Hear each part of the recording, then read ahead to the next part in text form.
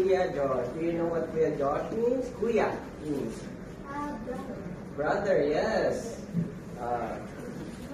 Brother likes, it means like older brother. Kuya means like older brother.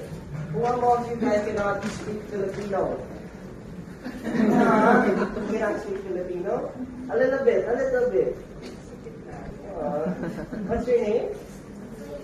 Huh? Kuyen? Kuyen? Really? Wait. So my name is Josh Cullen, but you can call me Kuya Josh. So, what's my name? Kuya Josh. Wow, very good.